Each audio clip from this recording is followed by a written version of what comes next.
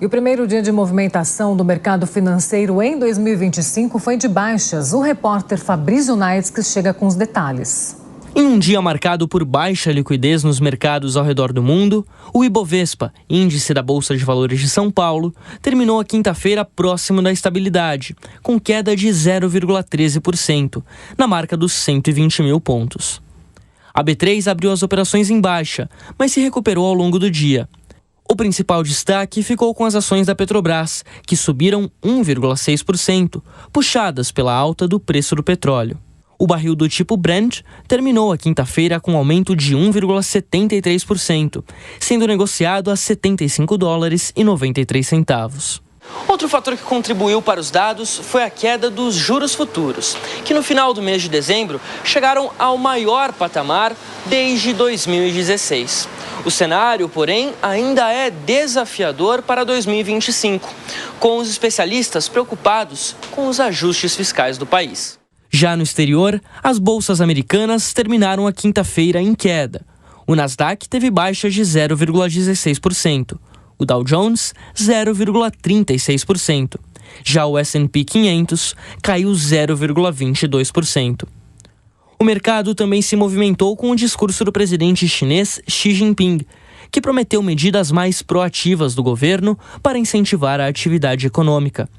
O país asiático quer aquecer o consumo interno para manter a meta de 5% de crescimento do PIB para este ano.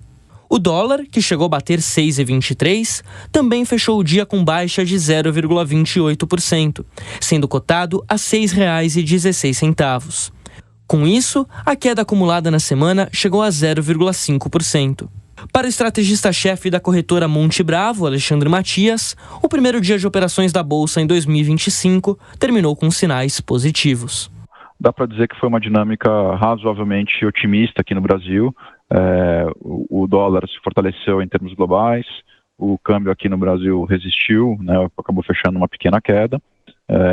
Já é um contraponto, e nos juros a gente teve uma dinâmica bastante positiva, especialmente depois da hora do almoço, com uma queda expressiva dos prêmios, né? O mercado tinha piorado muito na semana passada, hoje devolveu metade, um pouco mais do que isso da piora, mas é um passo na direção de uma certa estabilização. Eu acho que tem que ter na cabeça que muito do que vai acontecer no Brasil esse ano vai depender da política fiscal, né? A gente precisa completar o ajuste fiscal para preservar o arcabouço. O que foi feito em dezembro ficou aquém do necessário.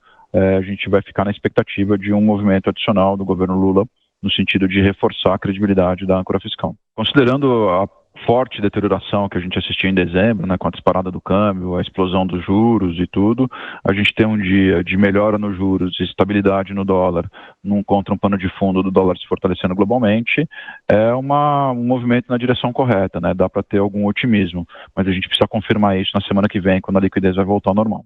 Já o estrategista da MA7 Negócios, André Matos, acredita que ainda é cedo para avaliar o panorama do mercado financeiro. E aqui nós vamos definir no decorrer da semana, porque nós não temos um cenário definido ainda. As taxas de juros hoje deram uma trégua, mas ainda continuam pressionadas. Esperamos na próxima semana que o mercado volte a ganhar um pouco mais de volume e os investidores voltando ao mercado como é de se esperar. Apesar da sinalização para o começo do ano, o Brasil precisa lidar com um fantasma do último mês. O ano de 2024 terminou com a terceira maior saída de dólares do país desde o início da série histórica, iniciada em 2008. O fluxo cambial negativo foi de 15,9 bilhões, com dados preliminares que fecharam no último dia 27.